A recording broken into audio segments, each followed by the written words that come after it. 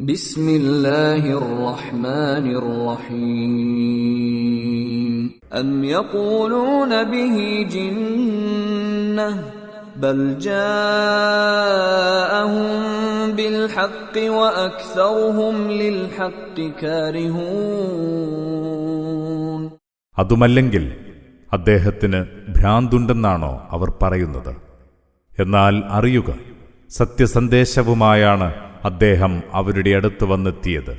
എന്നാൽ അവരിലേറെ പേരും സത്യത്തെ വെറുക്കുന്നവരാണ്.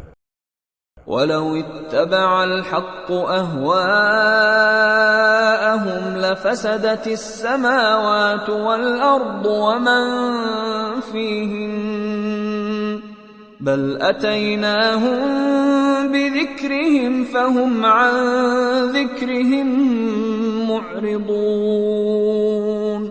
സത്യം, അവരുടെ തന്നിഷ്ടങ്ങളെ പിൻപറ്റിയിരുന്നുവെങ്കിൽ ആകാശഭൂമികളും അവയിലെല്ലാമുള്ളവരും കുഴപ്പത്തിലാകുമായിരുന്നു. എന്നാൽ നാം അവർക്കുള്ള ഉദ്ബോധനവുമായാണ് അവരെ സമീപിച്ചത്. എന്നിട്ടും അവർ തങ്ങൾക്കുള്ള ഉദ്ബോധനം അവഗണിക്കുകയാണുണ്ടായത്. أَمْ تَسْأَلُهُمْ خَرْجًا فَخَرَاجُ رَبِّكَ خَيْرٌ وَهُوَ خَيْرُ الرَّازِقِينَ. അല്ല, നീ അവരോട് വല്ല പ്രതിഫലവും ആവശ്യപ്പെടുന്നുണ്ടോ? എന്നാൽ ഓർക്കുക, നിന്റെ നാഥന്റെ പ്രതിഫലമാണ് മഹത്തരം. അവൻ അന്നദാതാക്കളിൽ അത്യുത്തമൻ തന്നെ. وَإِنَّكَ لَتَدْعُوهُمْ إِلَى صِرَاطٍ مُسْتَقِيمٍ.